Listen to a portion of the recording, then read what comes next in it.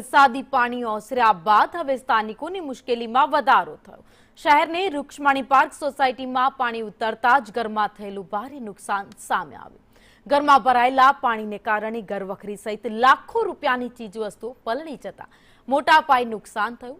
સામાજિક સંસ્થા દ્વારા ગત સાંજે ફૂડ પેકેટ આપ્યા બાદ તંત્ર કે અન્ય તરફથી કોઈ જ વ્યવસ્થા ન કરાતા રહીશોમાં ભારે આક્રોશ જોવા મળ્યો।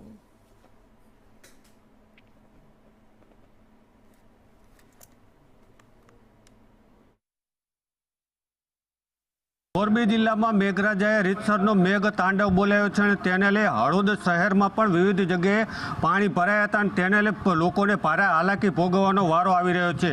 અત્યારે આપણે હળવદ શહેરની રૂક્ષ્મણી પાર્ક સોસાયટીમાં પહોંચ્યા છીએ।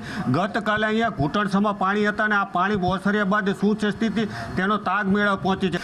વરસાદ સતત વરસ્યો છે, 7 ઇંચથી વધુ વરસાદ વરસ્યો છે। અહીંયા પણ હું તમને દ્રશ્યો બતાવું કે આ એ રસોડું છે અને આ રસોડા પર રસોઈ બનાવવાની હોય, પરંતુ જેમ તેમ કરીને અહીંયા ચીજ વસ્તુ ગોઠવવામાં આવી છે કારણ કે ચીજ વસ્તુ ન બગડે તેનો ખાસ ખ્યાલ રાખવામાં આવી રહ્યો છે। પરંતુ જે પ્રકારે ઘરમાં પાણી ઘૂસી જતા મોટું નુકસાન થયું છે। આ ફ્રીજ છે તેને પણ કેરેટ પર મૂકવામાં આવ્યું છે, એટલે ખાસ કરીને વરસાદે રીતસરની તારાજી બોલાવી તેવા દ્રશ્યો છે। તો જાજુ આટલું પાણી હતું, પાણી જાજુ આવી ગયું હતું। કેટલો સમય પાણી રહ્યું?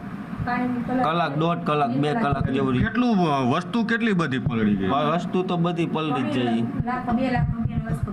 કેટલી વસ્તુ? ઘરની બધી સામગ્રી અમારી બગડી ગઈ છે।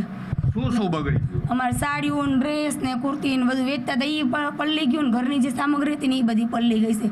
અનાજ કરિયાણા માંડીને બધી વસ્તુ ટોટલી। એટલે રાત્રે ફૂડ પેકેટનું વિતરણ કરાય ઘરે જઈમાં કે પછી ફૂડ પેકેટ? અમને ફૂડ પેકેટ આવ્યો હતા ને એક રસ્તામાં દેવા આવ્યા હતા બધા બાયણે એને અમે લઈને જઈમાં છીએ। ઘરે બનાવવાની સ્થિતિ જ નહોતી અમારી। કાલે સાંજે 5 વાગ્યા પછી આવીને આખો દિન અમે 5 વાગે જે ફૂડ પેકેટ દેવા આવ્યા ને એ જ અમે જઈમાં છીએ। જગદીશ પરમાર, સંદેશ ન્યૂઝ, મોરબી।